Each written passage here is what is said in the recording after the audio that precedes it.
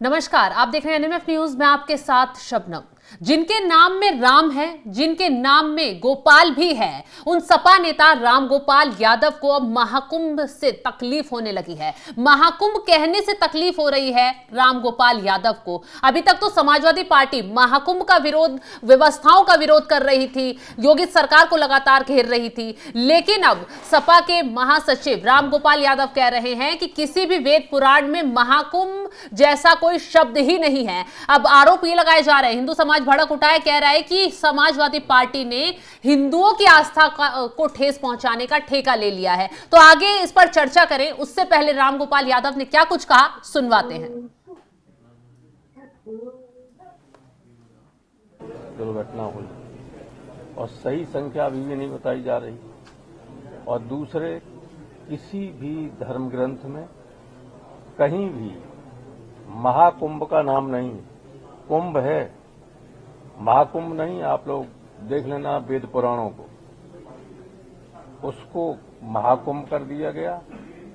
अमृत स्नान का नाम पहली बार आप लोगों ने सुना हो।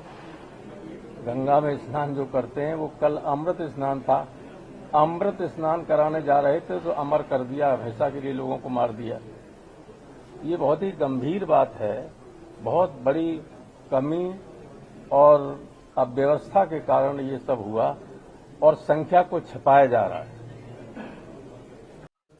तो सुन लिया आपने क्या कह रहे हैं राम गोपाल यादव। उनका कहना है कि कुंभ को महाकुंभ कर दिया, शाही स्नान को अमृत स्नान कर दिया, इसलिए वहां लोग अमर हो गए। आपने आस्था के साथ छेड़छाड़ की। तो इस पर चर्चा के लिए हमारे साथ जुड़े हुए हैं वरिष्ठ पत्रकार पंकज प्रसून जी। पंकज जी, बीते दिनों से अखिलेश यादव जितने भी ट्वीट कर रहे हैं, महाकुंभ कहकर ही कुंभ को महाकुंभ कहकर ही बता रहे हैं अपने ट्वीट में, लेकिन उनके नेता इसका विरोध कर रहे हैं। कितना सही है ये? देखिए, सब चक्कर है वोट बैंक का। राम गोपाल यादव को लगता है कि कुंभ का अपमान करके, महाकुंभ का अपमान करके या गंगा स्नान का अपमान करके मुसलमान खुश होते हैं। और अगर मैं ऐसा अपमान करूंगा तो मुस्लिम वोट मुझ पर बरसेंगे, और कोई कारण नहीं। राम गोपाल यादव जी प्रोफेसर हैं और इन्हें अमृत स्नान के बारे में नहीं पता या इन्होंने नहीं सुना हो तो फिर मुझे कुछ नहीं कहना। इस देश में जानबूझकर आप जब भी मैं एक शब्द बार बोलता हूं, ये बता दीजिए कि इसे अमृत स्नान क्यों कहा जा रहा है, इसे महाकुंभ क्यों कहा जा रहा है? नहीं, देखिए, ये 144 साल बाद ये शुभ मुहूर्त ऐसा आया है जब ग्रहों की दशाएं इस तरह से मिली हैं। 144 इयर्स के बाद, जो भी 12 साल के बाद होता है वो कुंभ है। और ये चूंकि 144 साल बाद इस तरह का संयोग बना है, इसलिए इसे महाकुंभ कहा जा रहा है। लेकिन राम गोपाल यादव कह रहे हैं कि ऐसा ना तो वेद में लिखा है, ना पुराण में लिखा है, किसी चीज में नहीं लिखा है, इसलिए लोगों के साथ इतना बड़ा हादसा हुआ है। नहीं, तो ये तो चारों पीठों के शंकराचार्य बेवकूफ होंगे जो वो कह रहे हैं, या फिर जो इतने सारे जो संत महात्मा सब आए हैं वो सब रामगोपाल वर्मा से कम जानकार होंगे धर्म के बारे में, या फिर जो पता चला कि जो खुद इनके जो भतीजे हैं वो कह रहे हैं कि महाकुंभ में 11 बार डुबकी लगाई, वो अनपढ़ होंगे। तो ये एकमात्र होशियार बच गया है यही।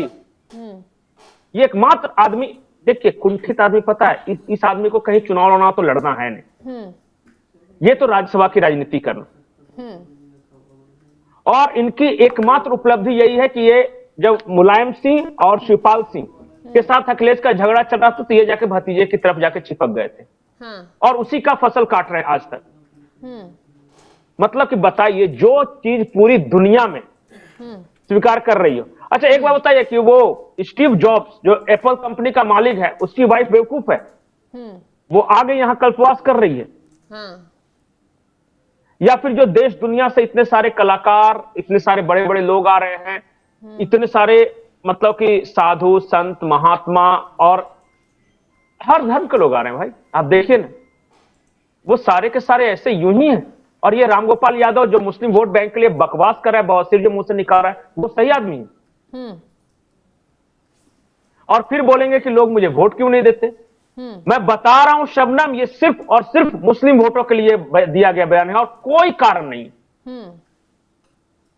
और कोई कारण, और मुसलमान समाज को सोचना चाहिए कि क्या हिंदुओं को गाली देने वालों को वो वोट देते हैं? और अगर देते हैं तो फिर तो यह गड़बड़ है। अभी तक तो व्यवस्थाओं पर सवाल उठा रहे थे, वो दांव नहीं चल पाया तो नहीं। ये नया हथकंडा खेल लिया है, लोग ऐसा बोल नहीं, रहे हैं। बहुत तरह डे वन से, जिस दिन से ये इस बात की चर्चा शुरू हुई कि प्रयागराज में महाकुंभ का आयोजन होना है, उस दिन से आप देख लीजिए एक बार इन्होंने कोई पॉजिटिव ट्वीट किया हो। धर्म से ज्यादा देश के लोगों को रोटी की जरूरत है, महाकुंभ में स्नान करने से क्या हो जाएगा, गंगा मैया मैली है, तो पता चला कोई व्यवस्था नहीं है, वहां से आते आते महाकुंभ कुछ होता ही नहीं और अमृत स्नान ढोंग है, यहां तक ये पहुंचे। ये कुछ लोग मैं बताऊं ना, मतलब कि ये बड़े लोग हो जाते हैं, पैसे वाले हो जाते हैं, फिर वो कुछ भी बोलते हैं तो आदमी क्या कर लेगा। कल को जाके अगर ये कही देंगे कि मैं सनातन में आग लगा दूंगा तो कोई क्या उखाड़ लेगा कोई। तो लो, अब संत तो भड़क उठे हैं, संतों का तो साफ कहना है कि सनातन का अपमान कर रहे हैं इस तरीके का बयान देकर। देखिए, मैं इतना जानता हूं कि गांव से चल के लोग आ रहे हैं, 3-3, 4-4 किलोमीटर पैदल चल रहे हैं, 100 साल की बुजुर्ग महिला से लेके बच्चा तक, ये सब आ रहे हैं। उन जो भी करोड़ों लोग आ रहे हैं उनकी आस्था पर को ठेस पहुंचाने की कोशिश की है रामगोपाल यादव ने। और उत्तर प्रदेश के लोग अगर ऐसे इंसान को नेता बनाते हैं तो फिर विचार करना चाहिए कि जातिवाद के जहर ने आपको इसको नेता बनाने के लिए प्रेरित किया है, नहीं तो और कोई मेरिट नहीं इस इंसान में। पंकज जी, एक तरफ तो इनके नेता भी कुंभ में डुबकी लगाकर आ गए हैं, वो भी महाकुंभ का जाप जप रहे हैं। नहीं, समाजवादी पार्टी के बहुत सारे लोग, मैं तो जानता हूं ऐसे लोगों को जो यदुवंशी लोग हैं और वो बहुत आस्था है उनकी, सनातन में आस्था है। इसमें ऐसा थोड़ी है कि जितने सारे यादव हैं सब रामगोपाल यादव की तरह बोल रहे हैं। ये सब बोलते हैं ना, अब मैं बार बार एक शब्द बोलता है, इस देश में जितना संप्रदायवाद से खतरा है या जितना जातिवाद से खतरा है ना, उससे ज्यादा खतरा बुद्धिजीवीवाद से है। कुछ लोग ऐसे होते हैं ना कि जिनको जब मुंह खोलना है तो कुछ ना कुछ सड़ांध ही निकालना है, कभी बढ़िया बात बोल ही नहीं सकते किसी के बारे में। तो समाजवादी पार्टी ने जो कुंभ में भगदड़ मची, लोगों की मौत हुई, हालांकि योगी का प्रशासन, योगी आदित्यनाथ खुद जुटे हुए हैं, वहां लगातार कार्रवाई की जा रही है, पता लगाया जा रहा है। अब समाजवादी पार्टी से लेकर एक महामंडलेश्वर है, उन्होंने योगी आदित्यनाथ के इस्तीफे की मांग भी कर दी है। ये वही लोग हैं जो अभी तक नहीं, महामंडलेश्वर नहीं है, वो शंकराचार्य एक है और वो पिछली बार उसके ठुकाई हुई थी जब अखिलेश अखिलेश यादव था तो जम के उसको कूटा था। और देखिए, संजोग ऐसा कि एक दिन पहले अखिलेश यादव गंगा स्नान करते हैं, उसी दिन भगदड़ होता है और अगले दिन यही अभी मुक्तेश्वरानंद जो है वो इस्तीफे की मांग करने लगता है। ये ऐसा शंकराचार्य है जो कि राम मंदिर के प्राण प्रतिष्ठा में नहीं पहुंचे। लोग बोलते हैं कांग्रेसी है ये नहीं, कांग्रेसी नहीं, बहुत सारे लोग तो शुक्राचार्य भी बोलते हैं।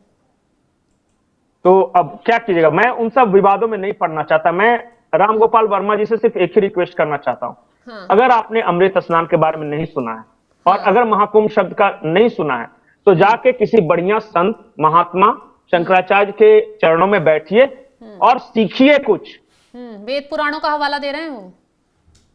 अच्छा, ये वेद पुराण के ज्ञाता है, पढ़ा है, बोल दे कि मैं चारों वेदों का ज्ञाता हूं, कंठस्थ मुझे याद है। कुछ नहीं करना है, दिल्ली में बंगला मिला हुआ है, अखिलेश यादव को पकड़े हुए हैं और बहुत बड़े बुद्धिजीवी बन के घूमते हैं। ये अच्छा बताइए, ये शंकराचार्य के पास जाके पूछे किस संत महात्मा ने इन्हें बताया कि है या नहीं है। अरे ये हिंदुओं को गाली देके इन लोग की दुकानदारी चल रही है, घर परिवार चल रहा है, क्या इनके बारे में बात करना।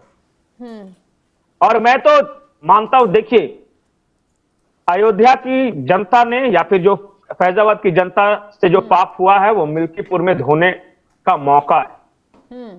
ये पूरी दुनिया को ये बताएगा कि हिंदू समाज जातिवादी है, जात में बट के वोट देगा या हिंदू हिंदू के नाम पे वोट देगा।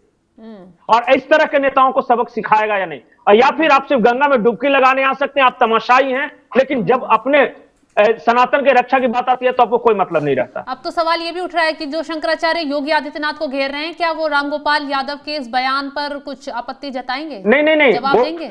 नहीं, वो अभी मुक्तेश्वरानंद है, उसके बारे में पता है, उसको पता चला कोई गाली भी देता है फिर वो प्रतिवाद नहीं करता, उसका एक ही मकसद है। उसको दुश्मनी क्या है पता है?